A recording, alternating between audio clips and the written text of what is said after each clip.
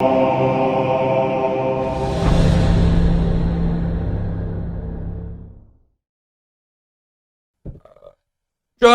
podcast episode 89. This is Alex Caravan, director of data science. Only R&D host on the pod today, but that's chilling. We got an action-packed pod. I'm drinking a Lucille IPA. Max Dutto, director of player development, Driveline Baseball. Juan Rodriguez, throwing trainer here, Driveline Baseball, drinking a Son of a Peach. Rogers Pilsner, excuse me. And I am Armando Benavides. I'm a software developer and baseball fan, and I'm drinking a Lucille IPA. Yeah, and Armando may or may not be a lightweight, so we'll see how this beer treats him. No, I know you're not a lightweight.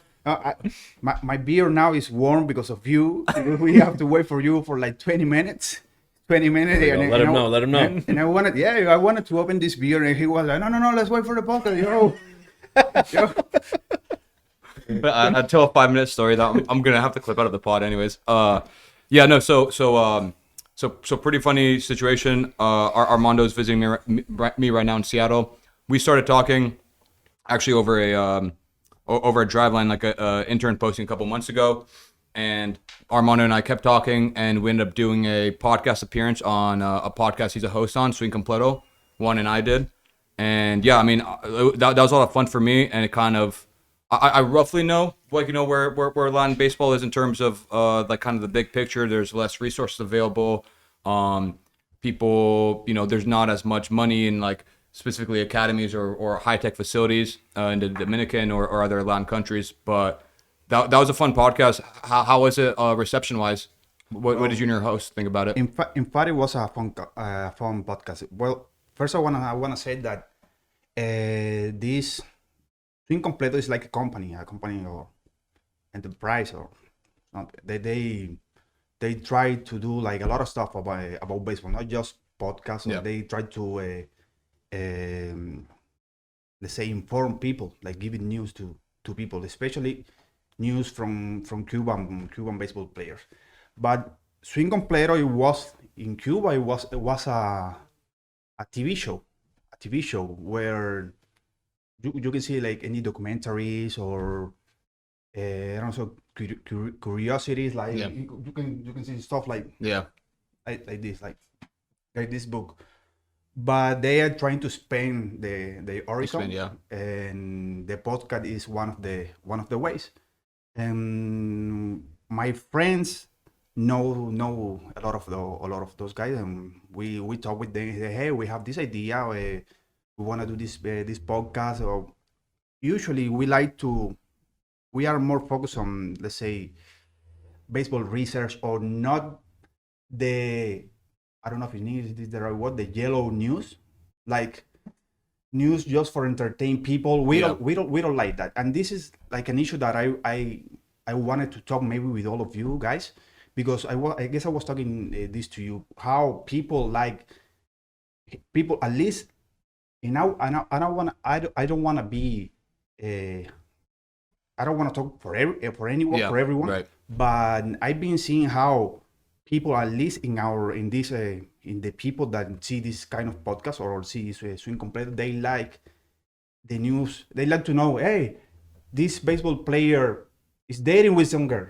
Yeah. This baseball player, So that's what I'm trying to get Driveline more in on. baseball wives and girlfriends. Players wags.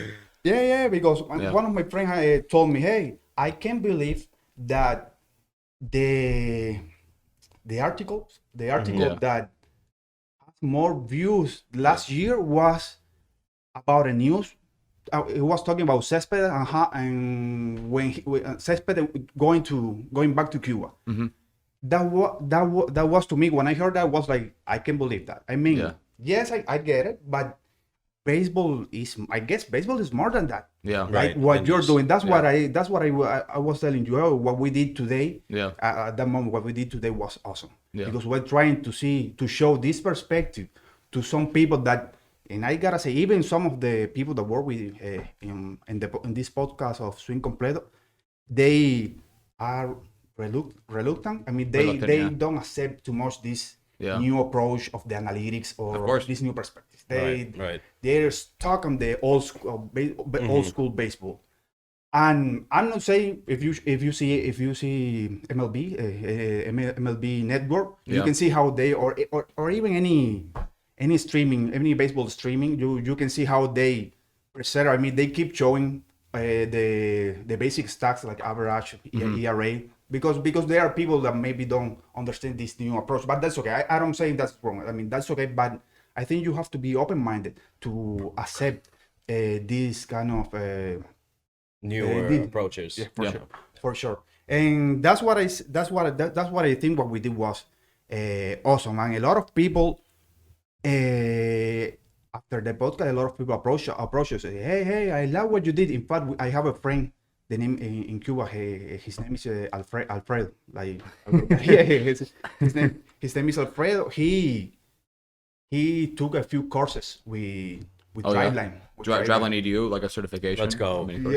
Yes. And he and his team. I when I was in Cuba, I worked with some of them, with Alfredo, with Alejandro, and they are really good. They are really good. They are really good. And this guy Alfredo is using these technologies. In fact, they have some technology to improve the performance of the player. I guess for what I know from the teams of Havana Industriales and from the team Cuba. And that's good. I remember talking with him and said, hey, do you know what technology like Blast, TrackMan, Rapsodo? I don't know. No, right now, I don't know. Yeah, exactly. Just any technology is probably a big difference from other teams. Yeah. I don't know exactly, but I can ask. Tell them to call in.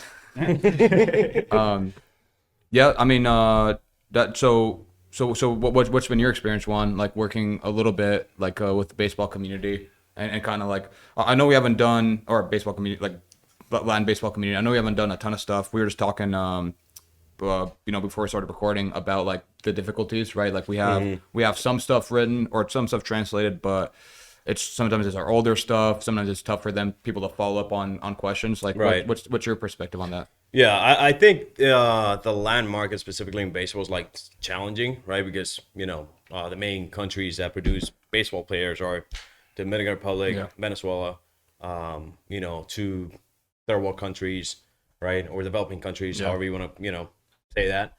And a lot of times what you find is like lack of education, not only in the baseball baseball players, but like the country as a whole, right? So it's what we were talking about earlier is like if I'm in the States, right, and I Google like best training program for like pitchers, right, I'm gonna get something from Cressy, from Driveline, whoever, a bunch of different resources, right? If I Google strength and conditioning, like I'm gonna get infinite amount of results in Google, right? But like if I Google that, and if I Google like best strength and conditioning coach in Santo Domingo, right? Like I'm not gonna get anything. You get Cespedes went back to Cuba, right? Something like that, like Tati's like I don't know, he's like in a beach somewhere, something like that, So like the access to information is like I think it's the most challenging part. It's because I think a lot of people assume that like Latin players just don't want to they don't like analytics, they don't need it, they don't want to do what Americans are doing, quote unquote. And it's just not that. It's like when we start talking to players, it's more so like, oh, I never knew that was a thing. You know, like I just always train like how we train, and like the way that ex-player train is how the guy who signed 25 years ago trained. So it's like it's been a slow process, but like hopefully we're definitely working on that to trying to make an impact on that side of things. And it's almost like the margin for improvement is almost like even larger, right? Because the bar is so low sometimes in terms of information they have and just organization of training and availability. It reminds me a little bit of like some recent NPB advanced athletes too, that like just like haven't had too much support, and then even just something that we developed a couple years ago, and we use like more advanced tools and reports for some of our longer term clients, like for new clients that haven't had that background, like that's that much large of a step up for them. Right. Yeah, I think in the international environment, definitely right. Just like the margin for improvement, like right now at the base level is so high, you can just make a big jump from where we're at right now. But once you do make that big jump, it's not that different than what's going on in the States, you know, like yeah. even players here, like you just can't expect them to read all of our blogs or be like super into sabermetrics or whatever. Like they come because their buddy came, you know, they know this is a place that you can get results. They're really desperate. They heard about us, stuff like that. So once you make that big jump, we're just like throwing the ball hard is good, hitting the ball hard is good, lifting's good, technology's good, you know, like everyone kind of, you know, accepts that a little bit, then the playing field is pretty even. So, I mean, going back to what you guys mentioned is like just having a guy like, hey, do you know that your spin efficiency your pass was like 80%? Yeah. Like they don't even know. Like nobody knows what spin efficiency is. You know, because it's not a thing, right? So just the just having a guy like go from like 80% spin efficiency to like 95 if possible, and going from like 15 inches lift to like 17 and a half. Right. Like automatically that like stuff plus gain on a fast was like 95 with 80 percent spin efficiency, and like 15 inches lift to like 17 and a half is like through the roof just by like having them do this, or have them slap on a pulse sensor, like Right. throw count, Right. programming, like have train in the off season. Actually, like do how often do like, I mean, I guess you have more experience with Cuban players specifically, but maybe speaking generally to Latin players, like do Latin players train in off season or not as much? Because that's something I think that's changed. Yeah, so from my experience, they train, but like there's no structure. Right. All like the majority of players, like I know I gotta be, I gotta report to spring training February 15th or whatever. So I know I gotta be ready by then. I gotta throw a few, like live ABs, whatever, before I report. But there's no like assessment that then allows you to develop a training plan, which is what we do here, right? So most big leaguers just go back home, start playing catch, long tossing, and then start throwing pens, and then go into live ABs. But there's no like, I need to work on my, arsenal. I need to work on like getting velo. That might be what's keeping someone from like, being an up and down guy to like being a big leaguer, right? Yeah. There's no sense of like training blocks or training programs. It's more so like, today we're gonna do X, Y, and Z, and then tomorrow when you come up, I'll tell you what to do tomorrow. I'll come up with some other shit that like you didn't do yesterday. That's kind of like the approach from my experience. I was talking with my friend in the morning, and I was telling how because yesterday Juan and I mean, he showed me the facilities, and I even practiced. Wait, hold on 1 second. What color plyo ball did Armando throw? Could you just tell me? He threw the pink ball and the green ball. Okay. So the 2 kg one, right? And then that makes a little bit more sense. Armando was telling me some pretty low velo numbers. I was like, what color did you throw the plyo? He's like, I don't know. It's like, okay, I hope it was green or something. Yeah. I was telling this same story to my friend. This friend Daniel and I, we played together since we were child. We played together all the time, and I told him how even yesterday I throw the ball to like 25 miles per hour, but again it was like a big ball. It was heavy, and but after a few throws, I hit the 30 miles per hour, and I asked one. He told me, no, you can, if you get to 38, that would be good stuff. And I was like, yo, if in one day I did this, if I train every day, I was telling this to my friend. If I train every day, I can hit that for sure, and I can be even better. And my friend was telling me, no, do you imagine that was it this morning? Can you imagine? I mean, we being younger with 16 years old, having this kind of technology, and I was, would be totally different. Amazing, yeah. It'd be crazy, yeah. Because I was telling you the story when I was playing baseball, how I was struggling hitting, and I had to, I mean, by myself, I had to like see what is going on. I record myself and say, hey, I'm doing this wrong. I guess let's try to fix it. But it was, I mean, I no outside support. No, it was a guess pretty much. Yeah, it was a guess. Not, there was no. Yeah, and I can relate to that. There's kind of like no. I think I'm doing this right. Yeah. But there's no concrete. You're bad at this. You're good at this. Let's work on what you're bad at.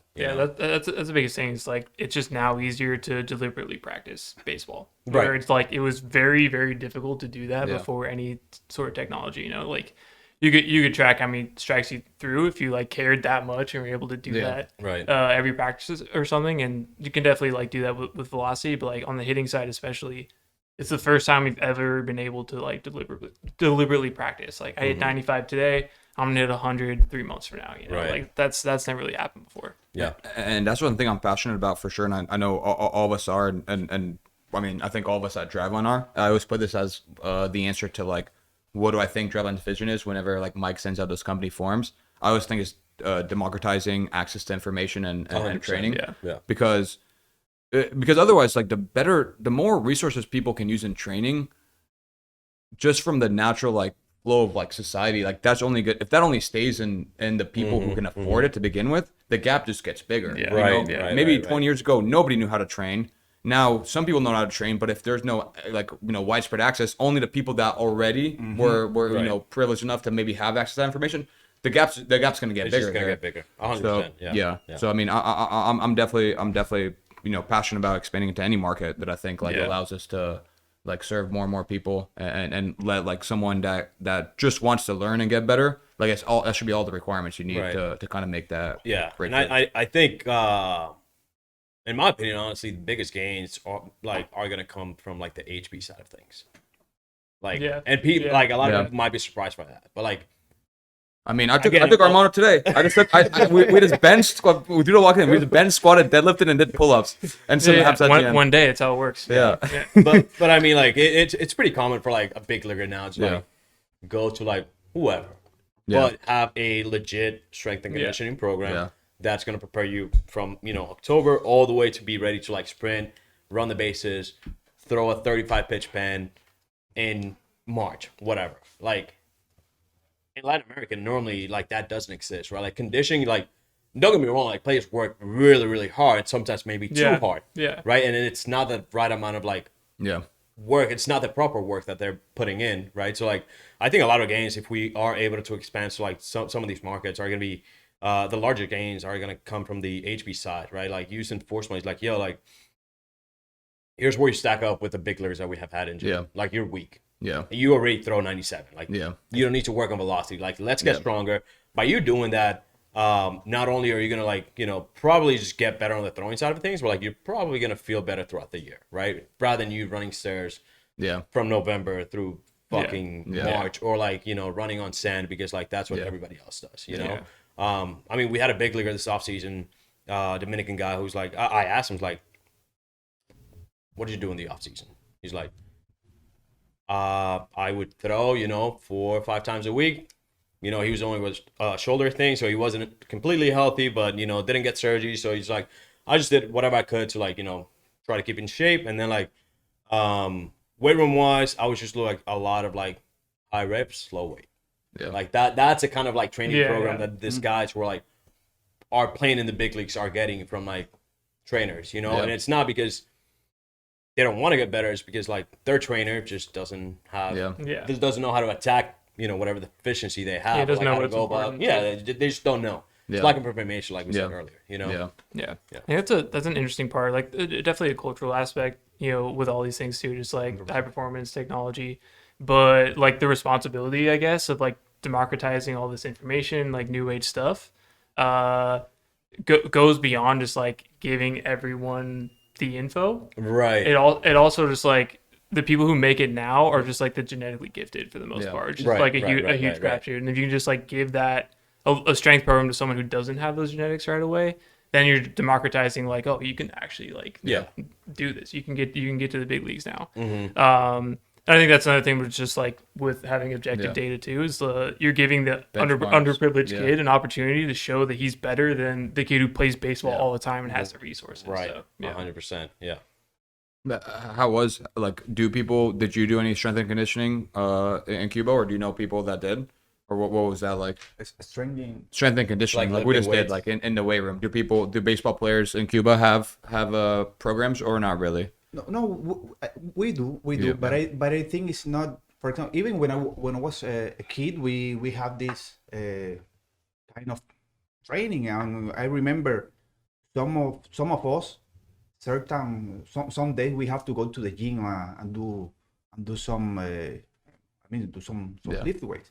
But I'm totally agree with what Juan was saying, that it's not something like, it's not something that there's not like a scheme or something like a structure. A program, yeah, yeah. Right. exactly. I think there's nothing like that, and if there is something like that, it's outdated. Yeah. Totally Yeah. outdated. Yeah. 100%. So I think we rely more, and I think I would say this is my opinion, but to me this is like the truth. I think I think we rely more on the talent Yeah. than Right. Rather than development. Yeah. Yeah. Which was the case in the States for forever too. Yeah. Right. Like, I mean, the strides that like player development has made in the last 7 years is insane. Right. But like for the longest part, it's like you just like ran poles. Yeah. Like you happen to throw hard. So like that's what everybody else, you know, so it's again, it's survivorship bias.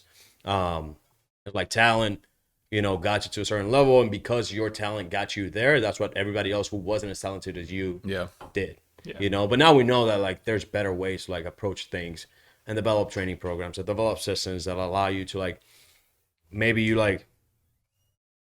swing the bat really hard, but like your swing sucks. Yeah. You know, so like I- there's ways we can approach that in a way. I think a good example of that, of how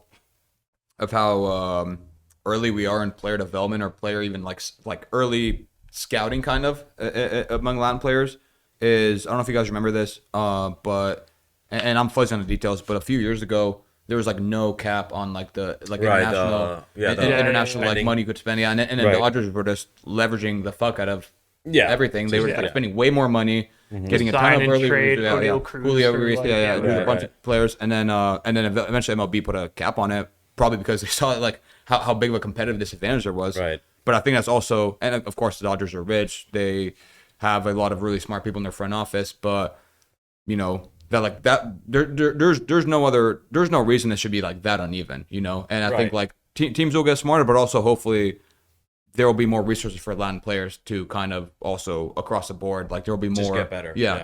Yeah. Versus like people having to be really good at scouting the talent, and then like snaring them, bringing them into an organization that has money, and then that's how like they actually realize that talent. 100%. Yeah, we were just talking about it too. Just like the stuff you need to have the predictive value of scouting. Yeah. You know, just it's pretty simple. You know, Yeah. we were going to start a facility, like we could do that for fairly cheap and give a lot of people access to it. Get more into like what we think is going to be predictive and have that type of value later. But like it's there, there and pretty available. Yeah.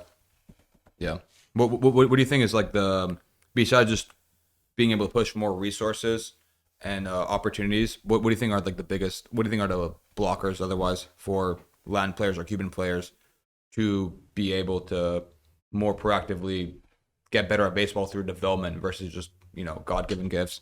I think, and maybe not just for Cubans. Yeah. And it's related to something, I guess, something that Juan was talking about. Education. I mean, because I remember I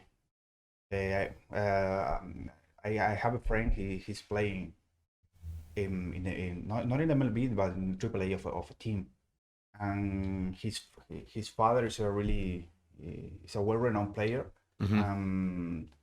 I remember when we were in Cuba, he was training with his father. Of course, I mean his father is a player. He knows baseball, so why not? He's let's say a good role model, a good example, or someone that could help him. Made it right. Yeah, but here's the thing. We, and at least the Cubans, maybe, I think, for example, in Mexico, we're working with people from Mexico. And in Mexico, they are changing, but a little bit, but not just. But it's not like a 180 change. It's slow progress. Yeah, it's slow progress, but they're changing. But at least in Cuba, I think we still have this old mentality on how to develop people. And for all people, for people that have this kind of mentality, can be hard understand. Open your mind, kind of deal. This new approach. I talk about the metrics, the analytics, but I'm talking about also this development, because they have to trust in computers. Yeah. That Right. may be something new for them, Yeah. or they have, or even the new metrics that they can, if they don't know, if they don't understand what those metrics mean, Yeah. they may think that no, this is wrong. This is like the war. This is because Yeah. Yeah, they just don't know what it means, right? so let's say that you, let's say that you are a kid of 14 years old, and your coach is old school coach, and you rely on him. I mean, he's your coach. You rely on him. Yeah. So if This your is coach- reality. Yes. This is, yeah. If your coach believes that you shouldn't use technologies, Yeah, you're not gonna use it. You're not gonna use it. Yeah. You will be sticking on what your coach said because you Right. believe in him. Yeah. Plus, I like baseball. I don't like technology. Right. Yeah. Yeah. You And know? that's I think that's where like the ability to like coach or communicate comes in, because like, and it's just not for line players, right? For like anyone. Like, Yeah. you can make a biomechanics report like really Yeah. fucking complex. It Yeah. doesn't need to be, because like at the end of the day, like what good is that for the player? Because Yeah. he doesn't give a shit whether like his elbow flexion is like 98 or 95. Am I good or not? Right. Yeah. So like Yeah. that's where like the art of communication like comes into play. And like I think that's even more important for like line players specifically, because like for like Neris specifically, who like it's not a secret that he works with us. Like Yeah. he like it's very simple. It's like this for me. It's like when I you know when I'm working with Neris, like this is good, this is bad. Here's how we make it better. It's not necessarily like all the bells and whistles and like Yeah. all the numbers. Yeah. But it is like this is good, this is bad. Here's why that's not optimal, right? So if we're talking about fastball shape, or Yeah. like the sliders, like it's not only me telling him like, yo, you shouldn't throw that pitch in this count, or like your fastball today wasn't good. It's like, here's why it isn't good. Yeah. Like typically when we do these things, right, like on average, results tend to not be as good. But if we can do what you did, you know, on this pitch, that's really good. Teams pay for that, right? You get paid for that. So like that's kind of like the approach of like how I go about, at least for like, you know, Neris specifically. And I think it's just like honestly, other than information, I think it's just like more players like having like a guy like Julio Rodriguez like on Twitter, on IG, like lifting, you know, like squatting, deadlifting, like all this shit that like most guys like tend to like not do. It's like, oh, that guy's doing it, you know, like I guess that's fine. I'm just gonna do it, right? Like having a guy like Hector, just like, I train with Driveline, like went well for me. Like you should probably give it a try. Like guess what? Like if you train with Hector, right? Like you're probably gonna trust his, you know, advice. And I had a small story about this. Like 10 years ago, we had this manager by Vargas.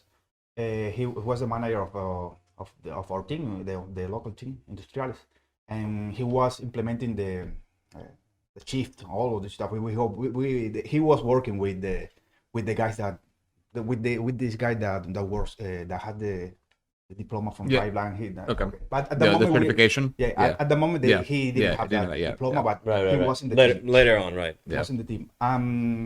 In some way, he changed the way people see the baseball. At the beginning, when he made a shift and the ball goes to the other side, that was what?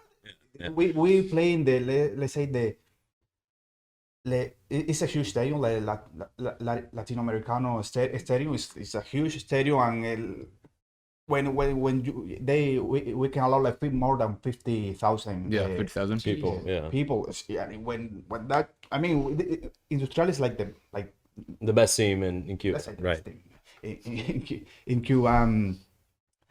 And when also is La Habana is the capital of Cuba, so everyone looks on what it's like, maybe like the Yankees. Everyone is looking on what he was doing.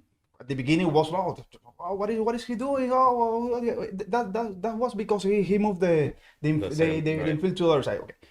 Eventually, people start to, let's say, to trust in the process. Eventually, they start to trust in the process. And now the players are trusting in the teams, on the guys, in the coaches, and everyone that were in that team For Yeah. example, this guy, Alfredo, he's like a coach for most of the baseball players right now, and they trust in him and the technologies. Right. But that Initially, yeah. But that's why I was talking about the, let's say, education, because Mm-hmm. maybe like you say, it's like Yeah. cultural thing, cultural thing.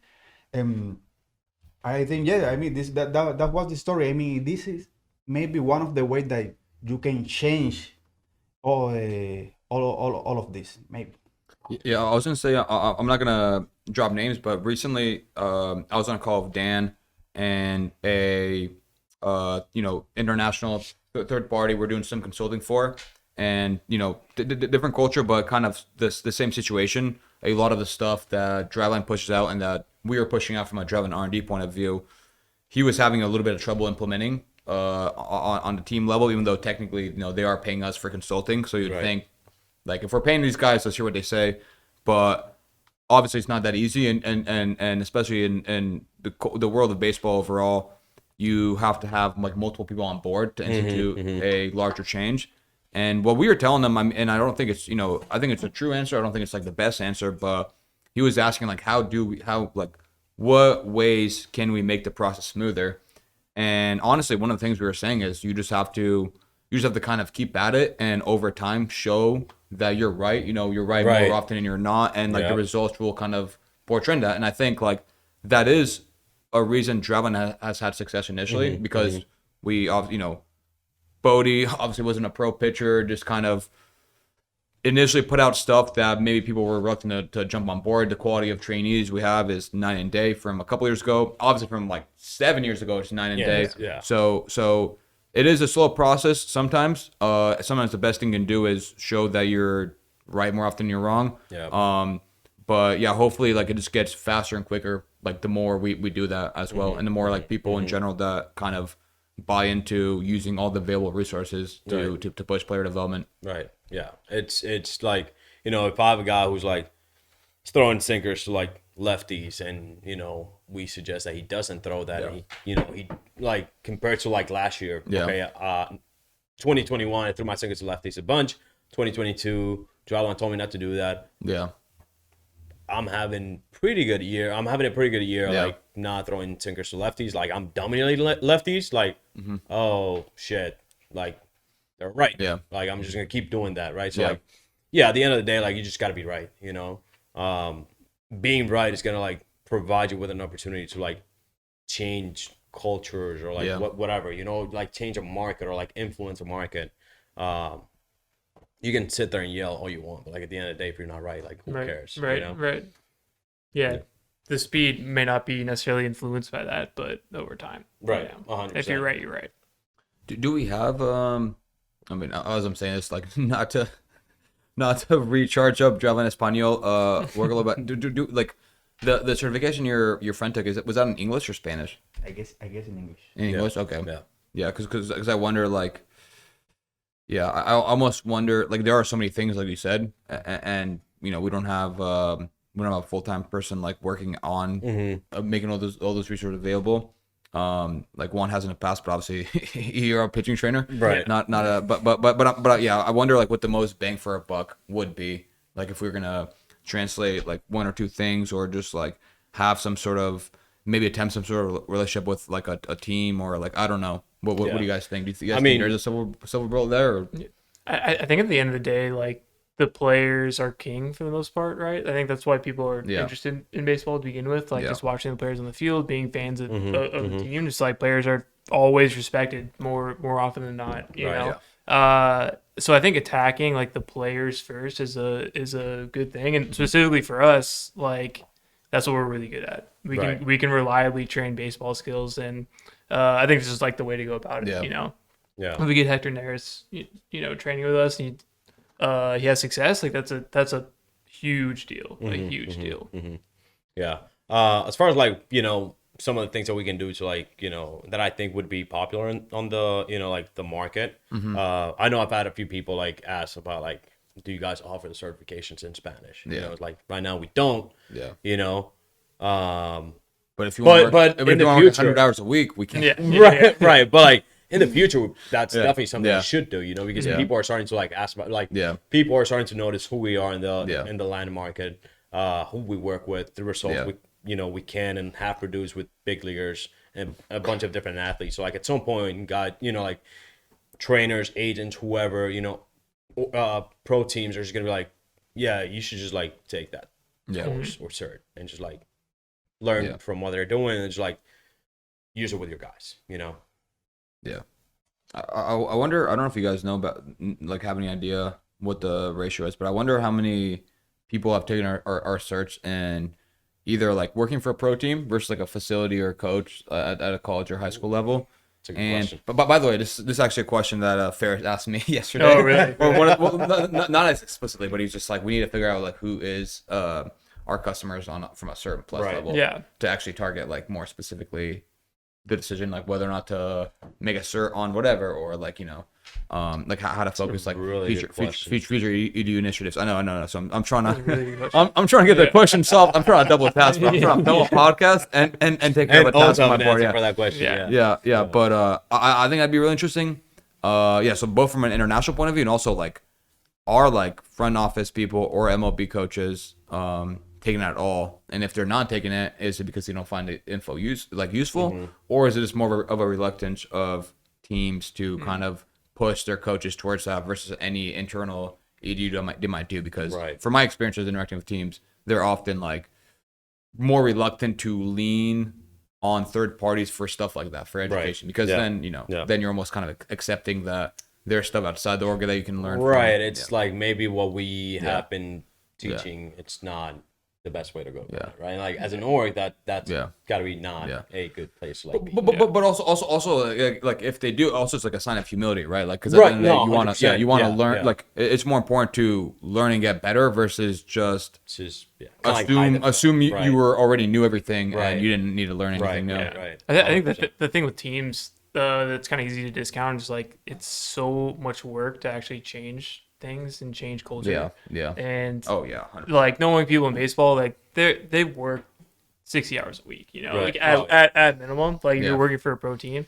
So it's like, am I going to be the guy to do this? And is this going to be my job to like change the culture here and get everyone to buy into the certs? Like maybe not, I'm probably just gonna, do my scouting job, because that's we're getting similar results out of that now too. I think that's part of it. It's just like a lot of work, and I think kind of people understand the value of what's out there, especially if you're working in the front office. But man, it's tough. It's just tough to change culture. There's a lot of there's a lot of moving parts in the north too. Like you got one or two teams in the DR. You probably have like anywhere from like 6, like 8 coaches maybe. You got another complex league team. You got an A-ball, AA, AAA, and then like whoever's in, like part of like the major league team as well. So like there are a lot of moving parts. Like might make it challenging for Norway to like really change culture, like on a for sure. Like from this year to the next. Well, one of the better success stories that I've heard of that, past Driveline employee and past podcast, Rachel Balkovec, when she was in the DR and instituted. Do you know Rachel Balkovec? Or have you heard of her? Yeah. Of course. Yeah. I mean, she's really intense and person too. She's like super nice, super genuine, but like really intense. Doesn't take shit. Doesn't like give up when something doesn't go right. I mean, obviously she's the first woman manager. If she'd given up the first time things didn't go her way, she would have given up like 12 years ago.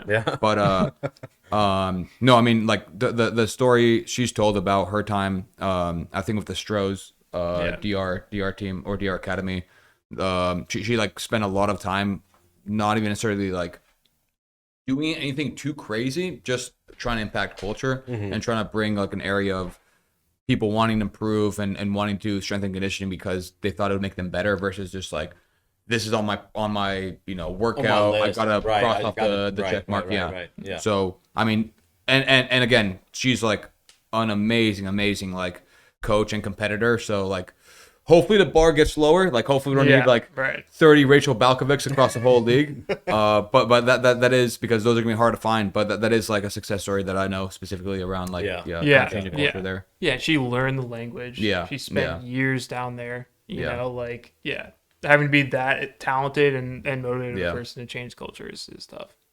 Yeah. But anyways, I mean, that's a yeah. I think it's I mean, obviously the market's huge. The need is there. It's gonna be interesting, like how we, and when I say we, I mean like the larger baseball community, not just Driveline, but like in both senses of the word. Like it'll be interesting to kind of dig in there and potentially like see ways to kind of shift the bar. Yeah, 100%. Yeah. Yeah, I'm excited to see like what the next 3-4 years look like. You Yeah. know, yeah. I mean, I've had guys in the big leagues like who like have like randomly texted me like, asking about like things that they wouldn't have asked about like 2 years ago. Yeah. And I'm like, oh, Okay. that's cool. Things you are know, moving. like, Things are moving, for like a minor leaguer, that's nothing. Yeah. You know, like vertical break, HB, whatever, or like spin rate or like spin direction. But like this guy didn't know what like spin direction was like 14 months ago. Now he's like asking me, he's like, is this good or is this bad? Like, how do I change it? Yeah. Do I need to change it? Things like that. So, like I, in my opinion, I'm starting to like see that, progression towards like, more acceptance. And there's like, guys willing to like learn more. Yeah. And also there's just more information. Yeah. He's taking that seems to wake. Yeah. So like, I'm excited to see where the next like 3-4 years take us in as far as like that market. Yeah. What do you guys think the biggest opportunity is, I guess, right now? Like we're talking a little bit about, international draft, like potentially a combine, all that stuff. So whether it's something like that with like scouting or like even like tech companies, like does anything stand out to you as far as just like a massive opportunity to take I mean, if you, in my opinion, if you look at the Astros, like it's just like they sign older guys who like had a good arm, right? Specifically pitchers. Like we don't spend a lot of money on pitchers. We sign a lot of guys who are older, and then like have some sort of like outlier quality, right? So if you look at Ronel Blanco, who's like, he's probably like an up and down guy, but like didn't pitch until he was like 20, I think, or like 18 or 20. He was a shortstop, had a hose, started pitching. Next thing you know, he's like in the bigs, throwing 98 with 20 inches of carry, right? Probably signed for like 10K, right? So like just having the ability of like collecting information from like something similar to like the MLB Combine, having guys who like stick out as far as like have outlier characteristics, and like if you are a team who thinks you can develop velocity or like teach breaking balls or like teach like big swings, like work on bat speed, then like we like this guy's like good at like these areas. There's one thing that he like doesn't do well. We think we can teach that. Like if you just like go out there and like have a trackman and just like have like 20 guys, like have an open tryout, have for like guys 18 older. Just that, and there's like actually, throw a 25 pitch pen and let's see what we got. And you might not get anything, but like if you do, it's gonna cost you probably 10K or less, right? Which doesn't go towards your international bonus pool. So like that's an easy way to just like find talent, right? Because like for those like for the audience who like doesn't know or is not familiar with the Latin market, like once you're like 17, you're like 18, like it's pushing it, right? Like you're pretty much like thinking about quitting because like the likelihood that because as a Latin player, normally you just need more development time because like you don't play as much as you do in the States, right? You just don't get those game reps. Like you might have the tools, but you need more game time to like develop those tools. So like teams, like you can sign as early as you're at 16, and like those are the guys, like those are the Juan Soto's, the Juan De Franco's, the Tatis, all those guys who get a lot of money. But right, like we've seen guys who like are not good physically developed, right, or mature when they're like 16 or 17, but like by the time you see them when they're 19, they're like completely different, right? So like if 45% of the market or more is like being passed on when they're 16, 17, 18, right, and they just continue to work, and you can get that talent on the cheap, like on the back end for cheap, just by either using blast or trackman or whatever, like you're gonna find a lot of good talent. So like I think the easiest way is like, I think teams are missing out by like not having a trackman, having an open tryout and just have like 25 guys like throw 20 pitch pens. Just get an indicator of talent that like tells you like there's obviously a lot of potential there, right? Especially since they aren't used to that technology, right? So like if I have a guy who's like 18, 19, sits 89, which is by the way like in the States might be good, in the in the Latin market it's not good to like get your sign most of the time. It's like 88, 89 with like 19 inches of lift. And you think you can develop velocity, like why? Why not sign that guy and like put him through a velocity program? Like some guys are not gonna pan out, but like if you do get a guy who like makes it to the bigs for 3 years and puts up one war out of the pen, $9 million. 1.5. Like that's a lot of money, Yeah. right? Like I'm honestly surprised like more teams just don't do that. Yeah. And same thing on the hitting side. Where I was like, this guy's got pretty good pop, but like bat to ball skills are like ass. Yeah. Or, like bat speed is not there. We think we can teach that. Yeah. Part of it's probably like you're just not even sure what you're looking at. Just kind of like youth baseball here too. It's just the baseline is so all over the map. Right. It's just like you don't even know what your cutoff is. Yeah. It's just like still the eye test for the most part. Where you just like go off the sheets, be like all these guys that are average and above, like they're just like now Pittsburgh Pirates or something. Right. Like right. we'll just put them through whatever program we have. Yeah. Because if you wanna get a player from international players, I think there's it's like you were saying. In this case, the reward against what you pay for that player is not that. It's not that good. I mean, if you hit players like maybe Julius Gurriel or Jordan Alvarez, you're good. Yeah. You're good because Julie maybe can work. I mean, they sign for a Right. You can afford to miss on 100 players you've hit on them. Right. Yeah. So, but you have to have really good eye. Let's say eye. You have to have really good eye. Like, If there's no technology, yeah, but it's different. I mean, I think it's different, and I totally agree with you. Is better is you have less risk if you do.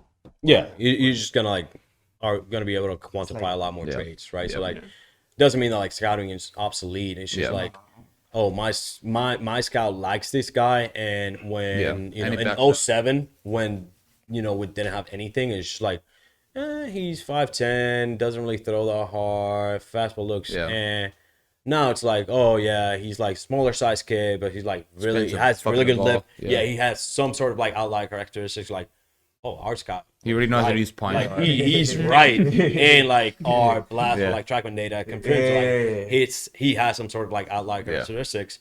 And if we think we can develop that, why not acquire that guy for like not a lot of money? Yeah. I'm excited about the draft for that reason. I feel like now the teams have incentive to be better than the other team. Like it'll be better. Yeah, we were just thinking about it, and like we were actually talking about it today. I said thinking about it. I meant talking about it earlier today. But like I think teams are going to be more scrutinized now with the international draft because it just looks a lot worse if you pass on Jose Ramirez. With the 5th pick and you pick some like over 10 years, if you just like keep missing on guys, it's gonna be there's more and more evidence. It's gonna show a little bit more rather than like like Jose Ramirez probably doesn't even go in the international draft, right?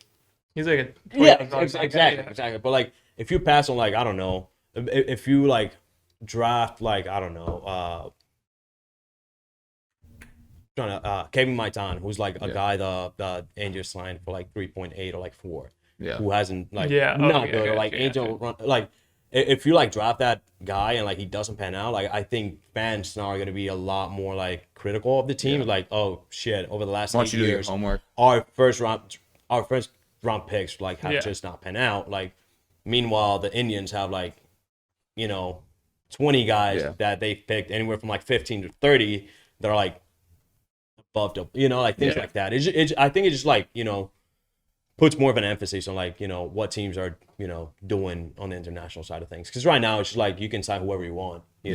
There's no scrutiny. It's like, well, like if I wanted to sign Caravan, well I couldn't because he agreed to terms with the team when he was like 13. Don't take that was 3 years ago. We had no chance of getting him. Versus with the draft, if you're there and we don't take you, you're the best player in the draft like 5 years down the road. Don't get me wrong, like we all know that the draft is not like a sure thing, but like again, I think it just looks a lot over enough worse. time. Right. Enough time, over you'll be able enough to tell time, the you can gap get an like idea of what who teams does a are good job. know their exactly. shit. Yeah.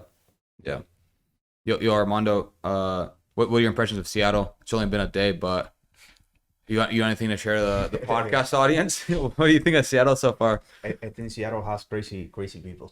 That's true. Caravan succeeded. Yeah. I heard some stories from Caravan, but then I went to this restaurant, all the waitress were like, "Rah." I was trying to say no, hey, I because I ordered the first waitress took our order, and then a second I wanted to order something else. There's a second waitress, and hey, I want to. Oh, okay, but he started to say what? I say, oh. She started to say something weird, but then the first waitress come again, and she was, hey lady, oh yeah, I know that you said this girl, but I just wanna know because I wanted to order a different stuff. I just wanna let you know that. Oh yeah. Alex was like, no, but he's trying to say, well, but let me talk. Yeah, Everyone's like that. Armando had a tough time. Okay. He literally got cut off 3 times. The second waitress came. First off, the first waitress was like, actually like really loose. Like she came by and she's like, everything taken care of. I was kind of just like joking a little bit. I was like, yeah, I mean, nice try, but our first waitress took care of it. It's like, yeah, I just want to make sure you're not like, oh, she fucked up. And, okay. I was like, oh, dropping F-bomb pretty early. I was like, all right. And then the second waitress comes back, and then she's like, hey, can I help you with anything? And Armando's like, he's like kind of eating a little bit. He's like, and like pointing to this, like, yeah, grinding out just got you. She's like about to walk away, like, no. And she's like, and Armando's like, I wanna. So last time, so he's like, so I already ordered carne asada. He's like, oh, another carne asada. And I was like, no. He's trying to order something else, and she literally cut him off 3 times without a walk out of there. I was trying to explain her what happened. What happened? She just couldn't why? get it. No. Yeah, That's and hilarious. I told Armando 2 stories that I'm not gonna tell on the pod. But I was telling him as we were driving to Matador, and he was just losing it. He was just like, dude, I thought he's like, what'd you say? He's like, I thought this only happened in movies or something. The stories I was saying. Yeah, I mean, and I think it's a small sample size, but I think Small sample. Yeah. Such a drama. A couple more days. Yeah. Yeah. Trip is still That's young. interesting. I mean, but the story that Alex told me were crazy, and I was like, well, those are crazy stories. I've been seeing those stories I've been just seeing in the movies. I mean, Now I want to know what the story is. kind of, at some point, I was kind of, let's say, happy or okay, because it was like, okay, so for real, there are people like that do those that. things. It's not just the Interesting. movie. There are people like. To be clear, I mean, obviously, I mean, the crazy person in the story was not me. I mean, in both situations. No. But yeah, I mean, yeah, we should do. We were saying off air. We should do something Saturday though. But both of you guys, we're trying to hit the beach. Maybe some beer dye. Go out around town. Get Armando bigger sample size. See if he thinks. I'll see how people are crazy. Turned out a little bit better. Yeah. But yeah. Podcast is still going, by the way. I know. You I'm get everyone's included. right. I'm included. Yeah. I mean, podcast is gonna air after Armando's out of town. Otherwise, I'll never put you under that. Yeah. Too many crazy people are like, oh shit, I gotta meet this Cuban guy. But okay, sweet. Thanks, guys. Well, I'll let you know maybe next week on how the weekend goes. All right. Sweet. Thanks, man. Thank you. That was Appreciate fun, it. guys. Good Thank stuff. you. Good stuff. Max. Thank you.